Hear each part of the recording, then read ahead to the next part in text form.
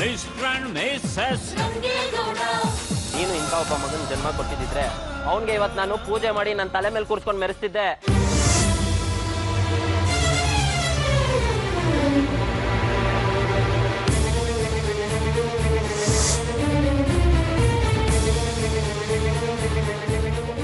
ಆ ಅದೃಷ್ಟ ಅವನಿಗಿಲ್ಲ ಬಿಡು.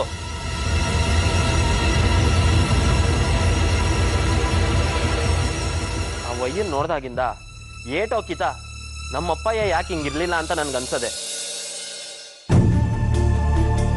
ನನ್ನ ಮಗ ಸುತ್ತ ಹತ್ತಳ್ಳಿ ಜನಕ್ಕೆ ದ್ಯಾವ್ರು. ಅವನ್ ಏನು ಅನ್ನೋದು ನನ್ಗೆ ಸಂದಾಗ ಗೊತ್ತದೆ. ನನ್ಗೆ ಅವನ್ಗಿಂತ ಒಳ್ಳೆ ಮಗ ಬೇಕಾಗಿಲ್ಲ. ಅವನ್ ತೆಪ್ಪ ತಿಳ್ಕೊಂಡ್ರೆ ನಾನೇನ್ ಮಾಡಕ್ಕಾಯ್ತದೆ? ವಾ, ನೀನ್ ಯಾಕವ್ವ ಹಿಂಗ್ ಬೇಸರ ಮಾಡ್ಕೊಂಡು ಮಾತಾಡ್ತೀಯ? ನನ್ ಮುಂದೆನೆ ನನ್ ಮಗಿನ, ಅದು ಅವನ್ಗೆ ಜನ್ಮ ಕೊಟ್ಟ ಅಪ್ಪನ್ನ ಬೈತಾನಲ್ಲ, ಅವನ್ಗೆ ಎಷ್ಟ್ ಧೈರ್ಯ ಇರ್ಬೇಕು ಹೇಳು?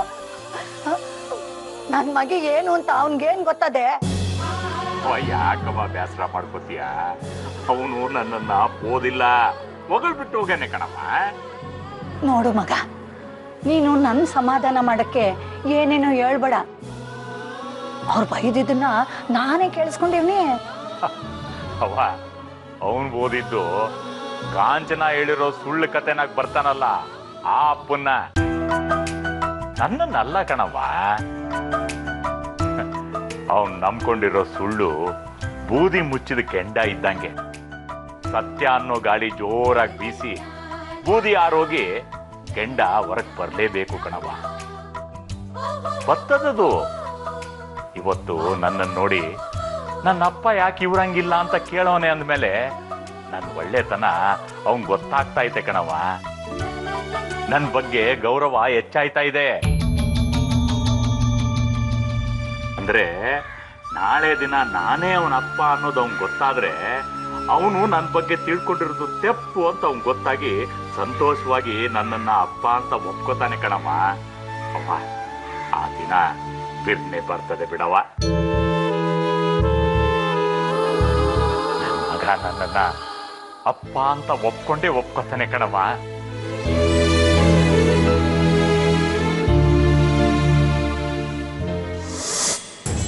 ಅವ್ರು ಒಳ್ಳೆಯವರಾಗಿದ್ರೆ ಅವನ್ನ ಅಪ್ಪ ಅಂತ ಒಪ್ಕೊಂತಾನೆ. ಆದ್ರೆ ಅವನು ಒಳ್ಳೆಯವನು ಆಗೋದಕ್ಕೆ ಮೊದಲೇಯ ರಂಗೇಗೌಡನ್ಗೆ ಅವರಪ್ಪ ಇನ್ನೂ ಕೆಟ್ಟವನು ಅನ್ನೋದನ್ನ ತಲೆಗೆ ತುಂಬಿಟ್ರೆ ನನ್ನ ಮಗ ಯಾವುದೇ ಕಾರಣಕ್ಕೂ ಒಪ್ಕೊಳಕ್ಕಿಲ್ಲ. ಸಬಾಸ್ ಅಂತ ಬೆಂತಟ್ಟಿದ ರಂಗೇಗೌಡನ ಕೈಯಿಂದಾನೆ ಅವರಪ್ಪನ ಕೊಳ್ಳಪಟ್ಟಿ ಹಿಡಿದು ಆಚೆಗೆ ದಬ್ಬವಂಗ್ ಮಾಡ್ತೀನಿ. ಈಟ್ ವರ್ಷ ನನ್ನ ಮಗ ಒಪ್ಕೊಂಡ್ಬಿಡ್ತಾನೆ, ಅವನಿಗೆ ಸತ್ಯ ಎಲ್ಲ ಗೊತ್ತಾಗ್ಬಿಡ್ತದೆ ಅನ್ನೋ ಆಸೆನೆಲ್ಲ ಮಡಿಕಳದ್ಬಿಟ್ಟು ಇಲ್ಲಿಂದ ಓಡೋಯ್ತಿರ್ತಾನೆ. ಹಂಗ್ರಿ ಏನ್ ಮಾಡೋಣ ಅಂದಿಯವ್ವ? ಹೇಳಿದ್ನಲ್ಲಣ್ಣ, ಅವನೇ ಅವ್ರ ಅಪ್ಪ ಅನ್ನೋದು ಗೊತ್ತಾಗೋದಕ್ಕೆ ಮೊದಲೇಯ ಅವನ್ ಸ್ಯಾನ ಕೆಟ್ಟವನು ಅನ್ನೋಂಗ್ ಮಾಡ್ಬಿಡವ. ಆಮೇಲೆ ಎಲ್ಲ ನಾವ್ ಅನ್ಕೊಂಡಂಗೆ ಆಯ್ತದೆ.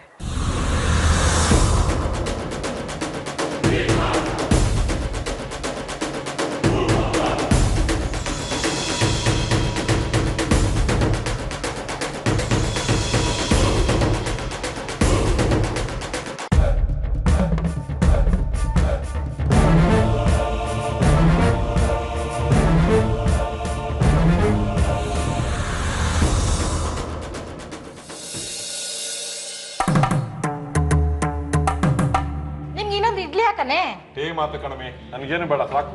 ಮಗ ಗೋಪಾಲ, ನಿಂಗಾಕ್ಲ ಒಂದ್ ವಿಷಯ ಹೇಳ್ಬೇಕಿತ್ತು. ನೀನ್ ಹಿಂಗ್ ಇಕ್ಲೆ ಅಂತ ಎದೆ ಮ್ಯಾಗ ಕುಂತ್ಕೊಂಡಾಗಲೇ ನನಗೆ ಗೊತ್ತಾತು. ಅದೇನ್ ಹೇಳ್ಬೇಕು ಸರ್ ಹೇಳು. ಏನಿಲ್ಲ, ಪ್ರತಿ ವರ್ಷನೂ ನಮ್ ಗೋಪಾಲ ಕಬಡ್ಡಿ ಆಡ್ತೀನಿ ಅಂತ ತಂಡ ಕಟ್ಟಿ ಕಾಸ್ನು ಕಟ್ಟಿ ಸುಮ್ನೆ ಸೋಲೋದೇ ಆಗದೆ. ಅದ್ರ ಬದಲು ಸುಮ್ಮನೆ ಇದ್ಬಿಡಿ, ಕಟ್ಟ ಕಾಸು ಹೋಗೋ ಮರ್ಯಾದೆ ಉಳ್ಕೊಳಕಿಲ್ವೇ ಅಂತ ನಮ್ಮ ಹಳ್ಳಿ ಜನ ಮಾತಾಡ್ತಾವ್ರೆ.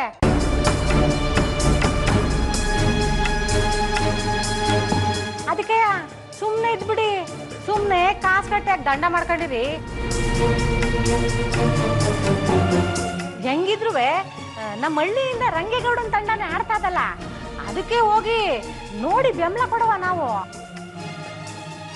ಅಲ್ಲ, ಈ ಕಿತ ಕಬಡ್ಡಿನ ಹೆಂಗ್ ಆಡ್ಬೇಕು ಏನ್ ಮಾಡ್ಬೇಕು ಅಂತ ಹೇಳಕ್ಕೆ ಪಂಚಾಯತಿ ಕಟ್ಟೆ ಕರ್ದವ್ರೆ. ಪಂಚಾಯತಿ ಕಟ್ಟೆಗೆ ಹೋಗಿ ಈ ಕಿತನು ಕಬಡ್ಡಿ ಆಡ್ತೀನಿ ಅಂತ ಹೇಳಿ ಮುಂದಿನ ಕಿತ ನನ್ನ ಕೈಲೇ ಕಂಕಣ ಕಟ್ಟಿಸ್ಕೋ ಅಂತ ಆಶೀರ್ವಾದ ಮಾಡಿ ಕಳ್ಸೋದ್ ಬಿಟ್ಟು ಹೆಂಗಸ್ ನಂಗೆ ಮನೇಲಿ ಮೂಲೆಯಲ್ಲಿ ಕೂತ್ಕೊಂಡು ಬಳೆ ತೊಡ್ಕೊಂಡು ಕೂತ್ಕೊ ಅಂತ ಹೇಳ್ತಿದ್ಯಲ್ಲ, ನೀನು ಒಬ್ಳು ತಾಯಿನ?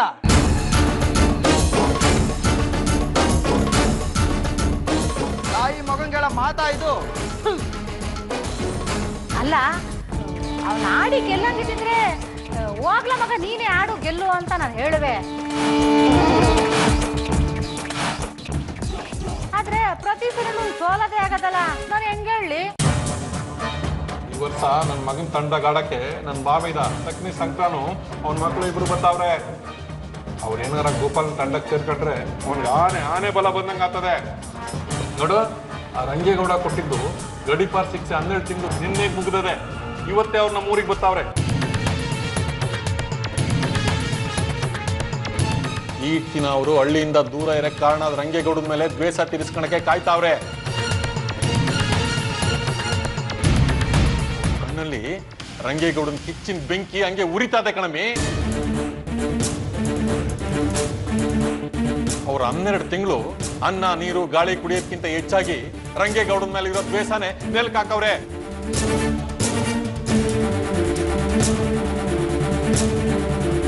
ಈ ಅವಕಾಶನ ಬಳಸ್ಕೊಂಡ್ರೆ ಅವರೇ ರಂಗೇಗೌಡನ ಅಟ್ಟಾಸನ ಮಟ್ಟ ಹಾಕಿ ಅವನ್ ಸೊಕ್ಕು ಮುರಿದು ಸೇಡ್ ತೀರಿಸ್ಕತಾರೆ. ಅವ್ರಿಗಿಂತ ನಮ್ ತಂಡದಾಗ ಆಡ್ತಾವ್ರೆ ಅಂತಂದ್ರೆ ನನ್ನ ಮಗ ಈ ವರ್ಷ ಗೆದ್ದು ಮುಂದಿನ ವರ್ಷ ಕೈ ಕಂಕಣ ಕಟ್ಟಿಸ್ಕತಾಮಿ. ನಿಮ್ಮ ಅಣ್ಣನ ಮಗನ ಮೇಲೆ ನಿಂಗೆ ಏನಾನ ಶಾನೆ ಪಿರುತಿ ಐತೆ ಅಂತಂದ್ರೆ ಆಟ ಆಡದ್ಬಿಟ್ಟು ಹೊಟ್ಟಿಲ್ ಬಿದ್ದಿರು ಅಂತ ಅವನಿಗೆ ಹೇಳೋ, ನಮ್ಗೆ ಹೇಳಕ್ ಬರ್ಬೇಡ ಕಣಮಿ. ಲೇ ಮಗ, ಇವಳು ಉಳಿದ ಶಂಕ ಏನ್ ಕೇಳಿ ನಡಿಲ್ಲ, ಪಂಚಾಯತಿಗೆ ಹೋಗುವ. ಅವ್ರಿಗೋ ಬೆಂಕಿಲಿ ಚೆನ್ನಾಗಿ ಮೈ ಕಾಯಿಸ್ಕೊಣ ಬಾ.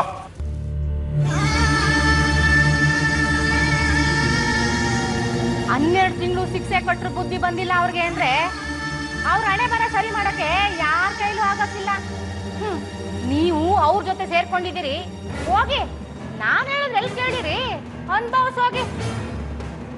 ಶ್ರೀದೇವಿ, ಬಿರ್ಬರ್ನೆ ಹೊಂಡವ ಗುಡಿ ತಗೋಕಕ್ಕೆ ಟೈಮ್ ಆಯ್ತದೆ.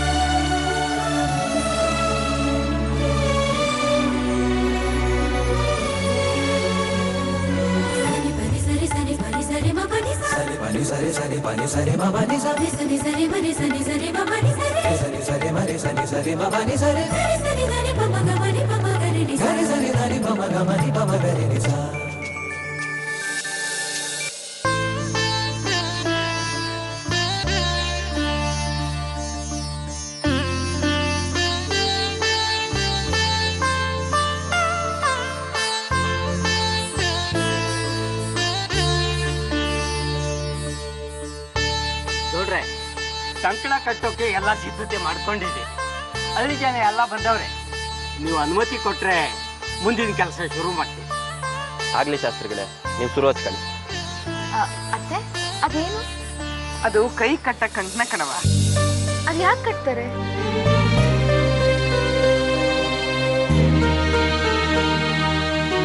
ಇನ್ನು 5 ದಿನಕ್ಕೆ ಮಾರ್ನಮಿ ಹಬ್ಬ ಬತ್ತಲ್ವಾ, ಹಬ್ಬ ಮಾಡಕ್ ಮೊದ್ಲು ನಮ್ಮ ಊರ್ ದೇವ್ರ ಪೂಜೆ ಮಾಡಿ ಪ್ರತಿ ವರ್ಷ ಹಿಂಗ್ ಕಂಕಣ ಕಟ್ಟೋದು ನಮ್ಮ ಹಳ್ಳಿ ವಾಡಿಕೆ ಕಣವ.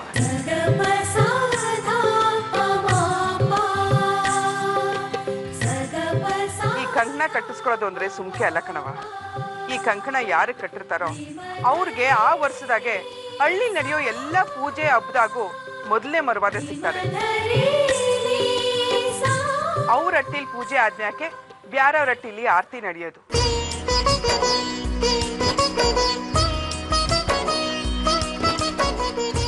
ಕಂಕಣನ ಮೊದ್ಲು ನನಗ್ ಕಟ್ಟಿ ಅಂತ ಎಲ್ಲಾರು ಕಿತ್ತಾಡ್ಕೊಂಡು ಜನಗಳು ನೆಮ್ಮದಿ ಹಾಳು ಮಾಡ್ಕೊಳ್ಳೋರು.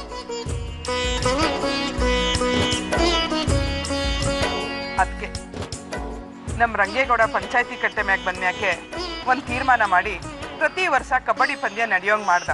ಅದ್ರಾಗ ಯಾರ್ ತಂಡ ಗೆಲ್ತದೋ ಆ ತಂಡದ ನಾಯಕನ್ಗೆ ಪ್ರತಿ ವರ್ಷನೂ ಕಂಕಣ ಕಟ್ಟೋ ಅಭ್ಯಾಸ ರೂಢಿ ಮಾಡ್ದ.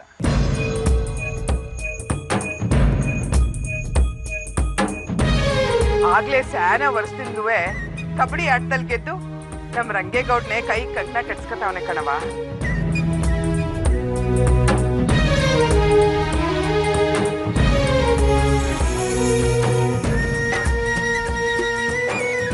ಇತ್ತೀಚೆಗೆ ಅದ್ ನಮ್ಮ ಹಳ್ಳಿಗೆ ಮಾತ್ರ ಮೀಸಲಾಗದೆ ಕಬಡ್ಡಿ ಆಡಕ್ಕೆ ಮಂಡ್ಯ ಸುತ್ತಮುತ್ತಲಿಂದ ಜನ ಬರ್ತಾವ್ರೆ ಕಣವ. ಒಟ್ನಾಗೆ ಹಬ್ಬ ಬಂತು ಅಂದ್ರೆ ಹೆಣ್ಮಕ್ಳಿಗೆ ಸಿಂಗಾರ ಮಾಡ್ಕೊಳ್ಳೋ ಸಡಗರ ಆದ್ರೆ ಗಂಡ ಐಕ್ಳಿಗೆಲ್ಲ ಕಬಡ್ಡಿ ಆಡೋದನ್ನ ನೋಡೋದೇ ಒಂದ್ ದೊಡ್ಡ ಸಂಭ್ರಮ ಕಣವ.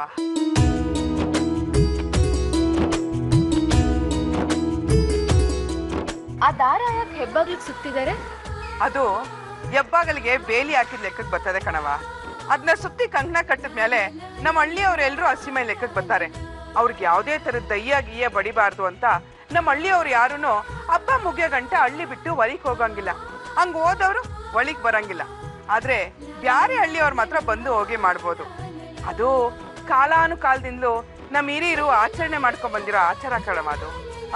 ಈ ಕಂಕಣ ಕಟ್ಟಿದ್ಮ್ಯಾಕೆ ಯಾರ ಮನೇಲೂ ಘಾಟ್ ಮಾಡಂಗಿಲ್ಲ, ಮೈಲಿಗೆ ಆಗಂಗಿಲ್ಲ. ಹೌದಾ? ಅಕಸ್ಮಾತ್ ಯಾರಾದ್ರೂ ಬಂದು ಹೋಗಿ ಮಾಡಿದ್ರೆ ಏನಾಗುತ್ತದೆ?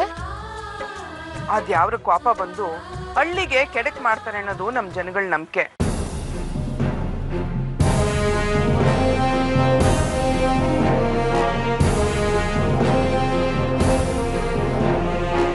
ಹಂಗೂ ಏನಾರು ಜನಗಳು ಹೋದ್ರೆ ಬಂದ್ರೆ ಪಂಚಾಯತಿ ಸೇರಿಸಿ ಅವ್ರಿಗೆ ಶಿಕ್ಷೆ ಕೊಡ್ತಾರೆ.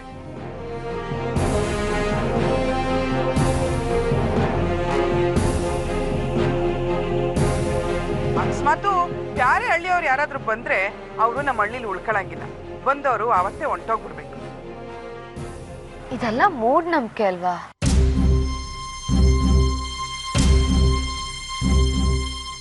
ನೋಡವ, 5 ದಿನ ಹಬ್ಬ ಮುಗಿಯೋ ಗಂಟ ಹೊರಗ್ ಹೋಗ್ಬಾರ್ದು, ಒಳಿಗ್ ಬರಬಾರ್ದು ಅನ್ನೋದನ್ನ ನಮ್ ಹಿರೀಕರು ಪಾಲಿಸ್ಕೊಂಡ್ ಬಂದಿರೋದು ದಿಟ್ಟ. ಅದನ್ನೇ ನಾವು ನಡ್ಸ್ಕೊಂಡು ಹೋಯ್ತಾ ಇರೋದು ದಿಟ್ಟ. ಆದ್ರೆ ಅವ್ರು ಯಾಕೆ ಮಾಡಿದ್ರು ಅಂತ ನಮಗೂ ಗೊತ್ತಿಲ್ಲ. ಒಟ್ಟಾಗ ಏನೋ ಒಂದ್ ಕಾರಣ ಇರ್ತದೆ. ನಾವ್ ಅದನ್ನ ಅಪಾರ್ಥ ಮಾಡ್ಕೊಂಡಿದೀವಿ ಆತೆ. ಒಟ್ಟಾಗೆ ನಾವು ಅದನ್ನೇ ಪಾಲಿಸ್ಕೊಂಡು ಹೋದ್ರಾಯ್ತು ಬಿಡವ.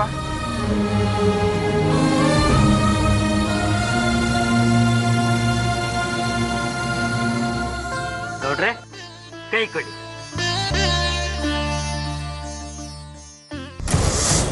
ನಿಲ್ಸು.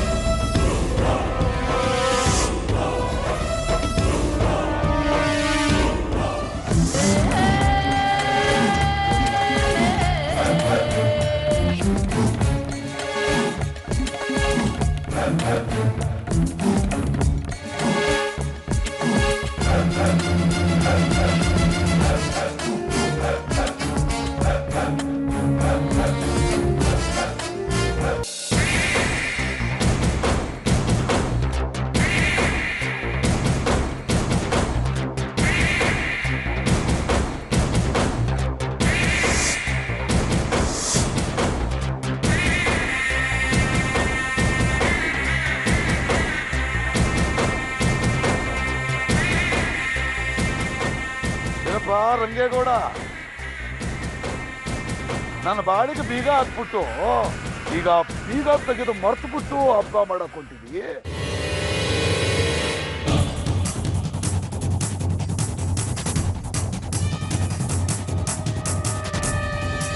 ಸರಿನೋ ಹೇಳು. 12 ತಿಂಗಳು ಗಡೀಪ ಶಿಕ್ಷೆ ಕೊಟ್ಟು ನೀನೆ ತಾನೆ, ಅದರಿಂದ ಮುಕ್ತಿ ಕೊಡಿಸ್ಬೇಕಾನೆ ನನಗೆ.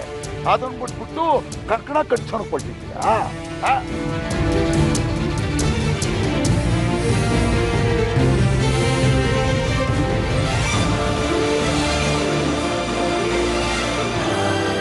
ಅಲ್ಲಯ್ಯ, ಹಳ್ಳಿಗೆ ನ್ಯಾಯ ಹೇಳ್ಬೇಕಾದ ನೀನು ನ್ಯಾಯನಾ ಹೇಳು.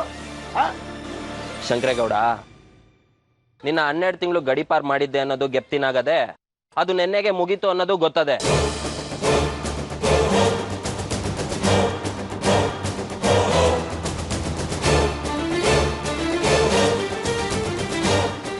ಆದ್ರೆ ನೀನ್ ಅವತ್ ತಳ್ಳಿ ಬಿಟ್ಟೋದೋನು ನಮ್ ಪಂಚಾಯತಿ ಕಟ್ಪಾಡ್ ಮೀರ್ದೆ ನಮ್ಮ ಊರಿನ ಗಡಿ ದಾಟ್ ಕೂಡ ಬರ್ನಿಲ್ಲ.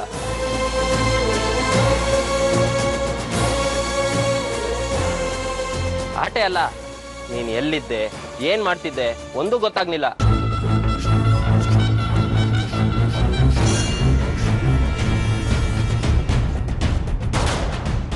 ಹಂಗಿರೋನಾಗ ನಾನ್ ತಾನೇ ಏನ್ ಮಾಡಕ್ಕಾಯ್ತದೆ ಹೇಳು? ಇರ್ಲಿ, ಹೆಂಗೋ ನೀನೇ ಗೆಪ್ತಿ ಮಾಡ್ಕೊಂಡ್ ಬಂದಿದ್ಯಲ್ಲ, ಆಟ ಸಾಕ್ಬಿಡು.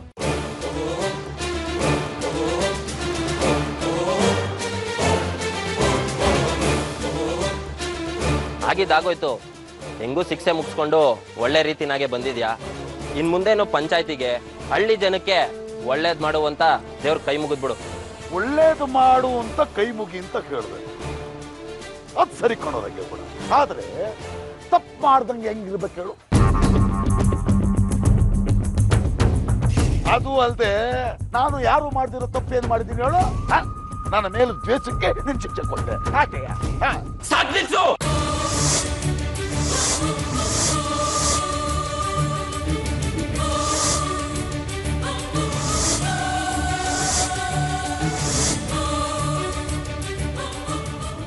ಶಂಕರ, ತೀರ್ಪು ಕೊಡೋ ಅಧಿಕಾರ ಅದೇ ಅಂತ ವೈಯಕ್ತಿಕ ದ್ವೇಷ ಮಾಡಿಕೊಂಡು ತೀರ್ಪು ಕೊಡಕ್ಕೆ ನಾನು ನೀನಲ್ಲ.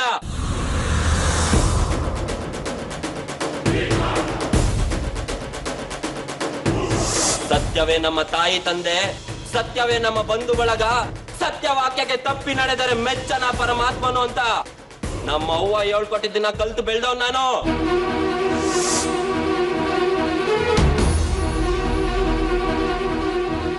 ಪಂಚಾಯತಿ ಪೀಠದ ಮೇಲೆ ಕೂತ ಅಂದ್ರೆ ನನ್ನ ಕಣ್ಣು ಕಾಣೋದು ಎರಡೆಯ, ಒಂದು ನ್ಯಾಯ, ಇನ್ನೊಂದು ಅನ್ಯಾಯ. ನ್ಯಾಯವಾಗಿರೋನ್ಗೆ ರಕ್ಷಣೆ ಮಾಡಿ ಅನ್ಯಾಯ ಮಾಡ್ದವನ್ಗೆ ಶಿಕ್ಷೆ ಕೊಡೋದ್ ಮಾತ್ರ ಗೊತ್ತದ ಆಟೆಯ. ಅವತ್ತು ನಿನ್ನ ಮಗ ಕಾಳೇಗೌಡ ಇದೇ ಕಂಕಣ ಕಟ್ಟೋ ದಿನ ಏನ್ ಮಾಡ್ದ? ನಮ್ಮ ಕಮಲಿ ಸೀರೆ ಸೆರೆಗೆಳ್ದು ತೆಪ್ ಮಾಡ್ದ.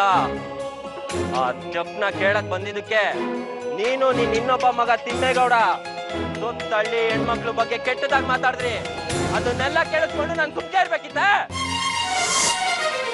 ಹೆಣ್ಣು ಮಣ್ಣನ್ನ ಕೆಟ್ಟ ದೃಷ್ಟಿಲಿ ನೋಡೋರ್ನಾಗ್ಲಿ ಇಲ್ಲ ಮಾತಾಡೋರ್ನಾಗ್ಲಿ ಸುಮ್ಕೆ ಬಿಟ್ಟು ಅಭ್ಯಾಸ ಇರ್ಲಿಲ್ಲ ನಂಗೆ. ಮುಟ್ಟುದ ಅಂತ ಕಾಳೇಗೌಡಂಗ್ ಶಿಕ್ಷೆ ಕೊಟ್ಟೆ, ಮಾತಾಡಿದ್ರಿ ಅಂತ ನಿನಗೆ ತಿಮ್ಮೇಗೌಡಂಗೂ ಶಿಕ್ಷೆ ಕೊಟ್ಟೆ.